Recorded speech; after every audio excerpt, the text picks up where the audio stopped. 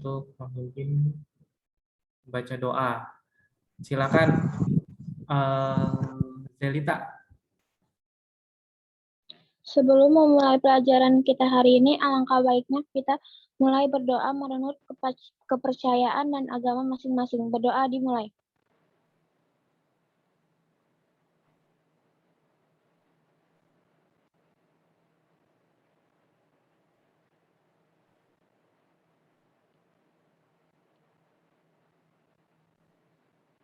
Berdoa selesai. Oke, terima kasih Zelita.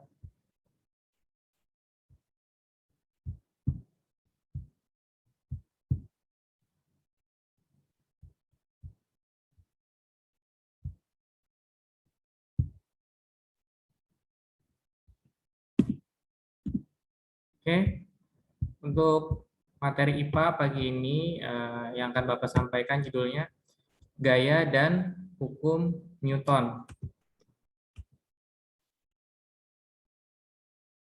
Tahukah kamu mengapa sepeda dapat bergerak setelah kamu mengayuhnya? Coba Zelita, kenapa sepeda dapat bergerak setelah kamu mengayuhnya?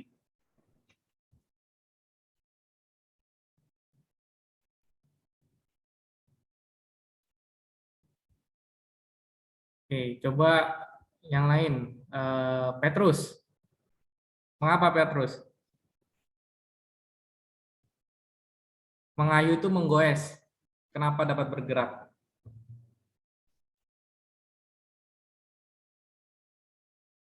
Nih, diilustrasikan seperti ini. Ya. Kenapa? Jalan aman. Coba Esra. Rantai, Pak. Ya. Bawa kayu. Kenapa Esra?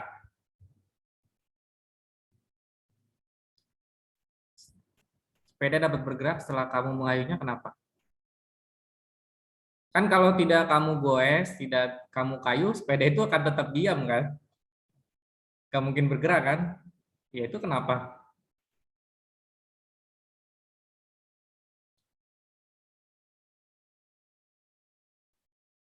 Oke, coba Kayla.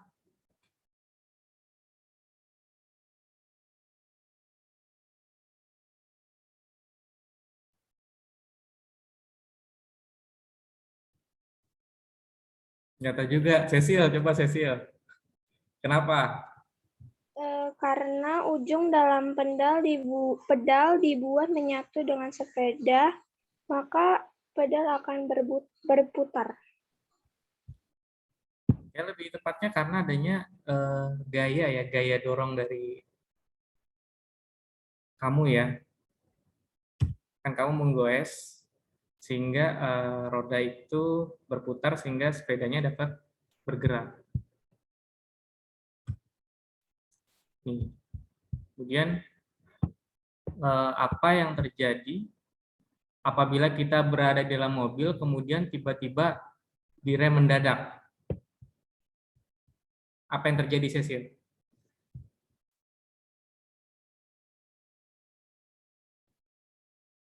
Banyak kempes. Nih, diilustrasikan seperti ini. Coba dilihat apa yang terjadi. Jatuh. Ya, tubuhnya akan terdorong ke depan kan? Iya, Pak. Ya, oke. Karena adanya daya dorong, ya. Akibat direm secara tiba-tiba. Tujuan pembelajaran kita pagi ini, yang pertama, peserta didik dapat menjelaskan pengertian gaya dan jenisnya. Yang kedua, peserta didik dapat menjelaskan penjumlahan gaya dan pengaruhnya terhadap benda. Yang ketiga, peserta didik dapat memahami penerapan hukum Newton 1, 2, dan 3 dalam kehidupan sehari-hari.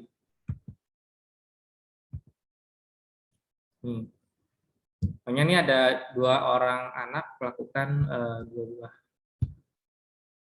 kegiatan yang berbeda. Yang satu seorang anak mendorong meja, berarti Mendorong berarti pakai memberi tali. gaya pada meja. Yang kedua, Naruh pakai seorang tali. anak menarik meja, berarti memberi Tali, gaya Pak. pada meja. Jadi gaya itu suatu tarikan atau dorongan yang diberikan kepada benda yang menyebabkan perubahan bentuk, arah, gerak, dan kecepatan benda. Simbol gaya sama dengan F, dan satuan gaya dalam standar internasional itu Newton atau kilogram per meter per detik. Ya, untuk satuan gaya. Untuk mengukur gaya, ini alat ukurnya dinamakan raca pegas atau dinamometer. Seperti ini bentuknya. Ya, ini namanya raca pegas. Ya.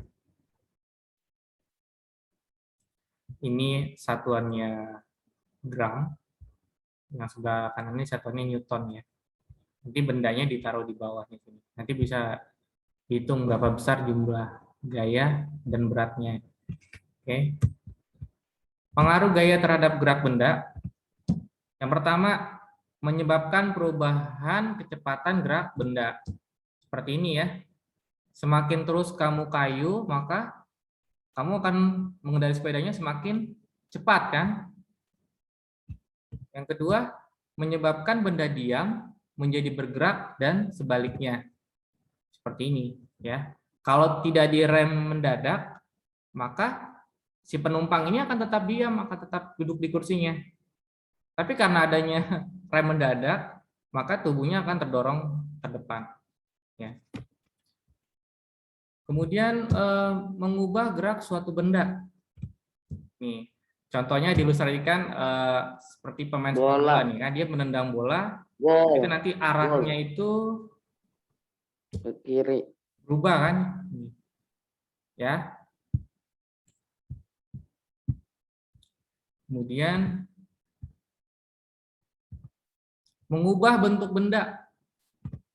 Ini, ketika kamu remas kaleng, dia akan penyok ya. Tuh, pengaruh gaya terhadap gerak benda. Artinya kalau ini gerak gaya tekan kamu ya terhadap kaleng yang menyebabkan kaleng itu bentuknya berubah. Oke, kita lanjut. Macam-macam gaya. Ini ada gaya otot.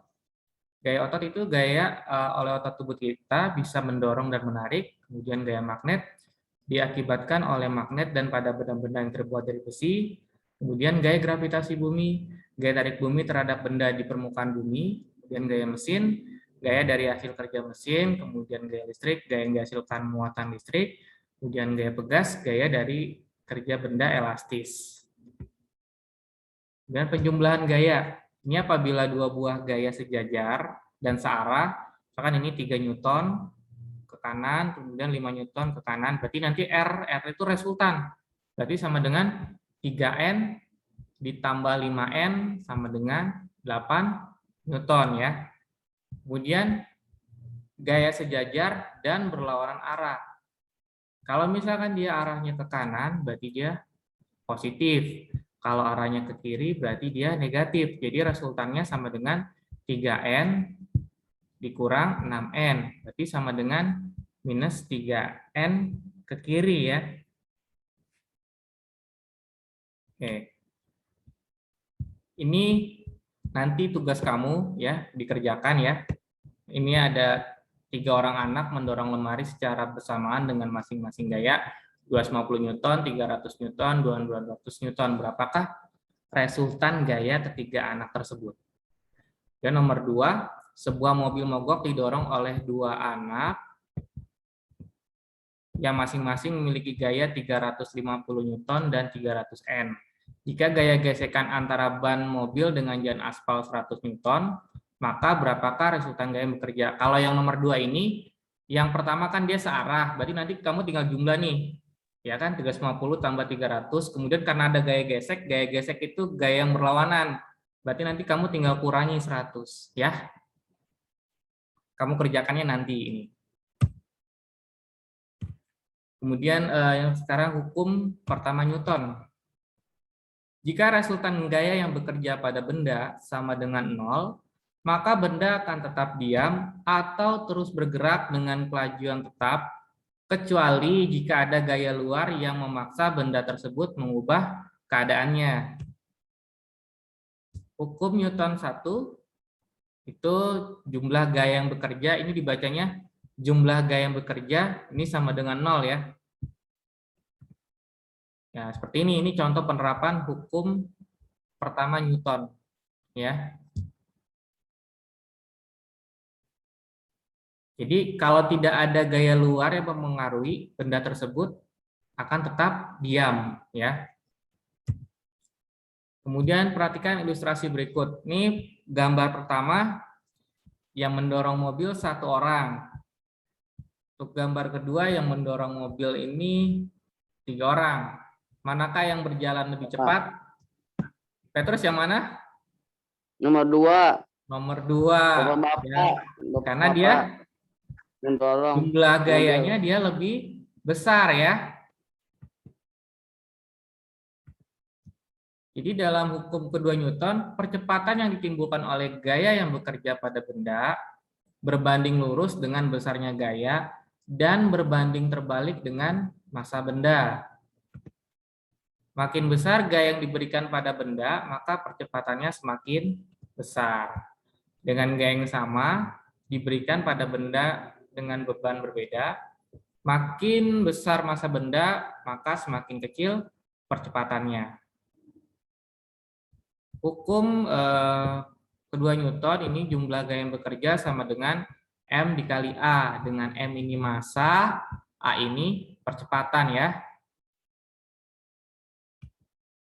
Contoh, sebuah benda bermassa 10 kg bergerak dengan kecepatan 2 meter per detik. Berapakah besar gaya yang diberikan pada benda tersebut? Berarti diketahui M sama dengan 10 kg, A 2 meter per detik. Ditanya F-nya berapa? Maka F sama dengan M kali A. Tinggal 10 dikali 2 nih 20 Newton ya. Kemudian soal nomor 2. Sebuah benda dikenakan gaya yang berlawanan arah yaitu 20N dan 10N. Sehingga menyebabkan benda tersebut bergerak dengan percepatan tertentu. Jika massa benda 2 kg, hitung percepatan benda tersebut. Jumlah gaya yang bekerja ini berarti 20 dikurang 10 sama dengan 10 Newton. Kenapa dikurang 10? Karena dia berlawanan arah ya. Nih, berlawanan arah. Berarti satu ke kanan, satu ke kiri ya. Kemudian M-nya 2 kg. Ditanya A. Berarti A sama dengan jumlah gaya yang bekerja dibagi dengan massa. Berarti nanti 10 dibagi 2 ini 5 meter per detik ya. Sampai sini ada yang ditanyakan tidak? Untuk soal nomor 1 dan 2. Tidak ada, Pak. Yang lain? Tidak ada, Pak. Cecil, Esra, Jelita, Petrus, Jose, ada yang ditanyakan tidak? Tidak, Pak. Tidak. Tidak. Jelas ya? Bapak lanjutkan. Oke, ini nanti yang kamu kerjakan juga nih. Nomor 1. Sebuah mobil memiliki massa sebesar 50 kg, sedang didorong oleh 4 orang yang masing-masing mengeluarkan gaya 25 Newton. Berapakah percepatan yang dialami mobil tersebut? Ini sama seperti soal nomor 2 ya.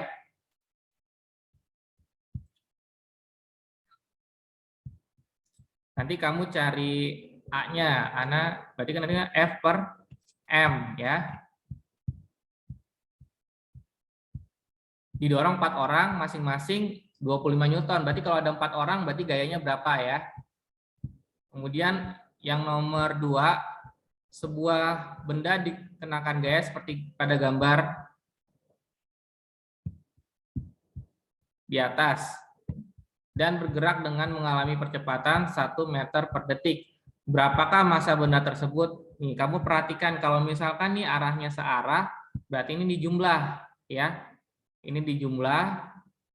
Kemudian ini berlawanan arah kan nanti dikurangi dengan ini ya. Kemudian nanti tinggal kamu bagi dengan ini. Kan ditanyanya M. Kan F itu tadi M kali A. Berarti untuk cari M sama dengan F dibagi dengan A ya. Untuk nomor 2 ya. F dibagi dengan A. Oke, kita lanjut ya.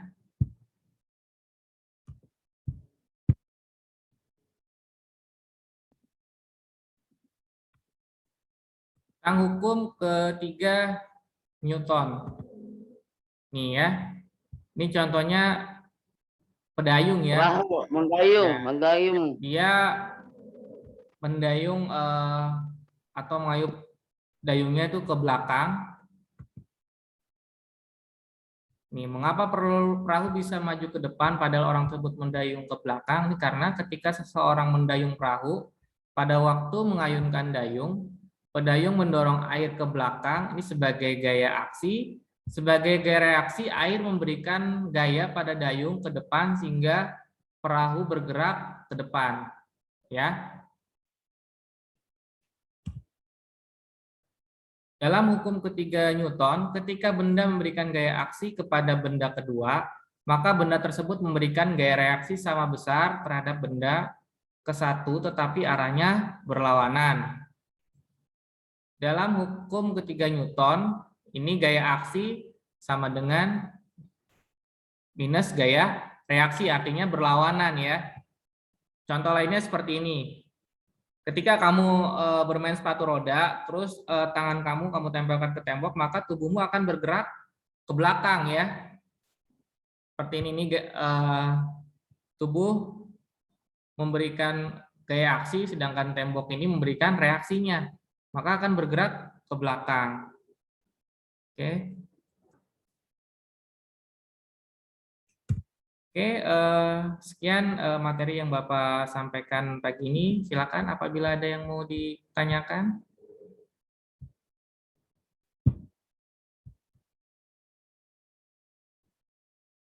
Oke, ada yang mau ditanyakan?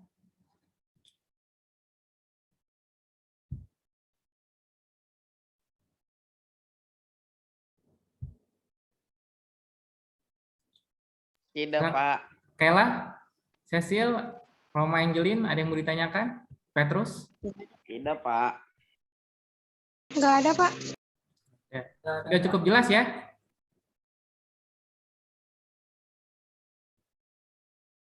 Sudah cukup jelas? Jelas, Pak. Ya, oke.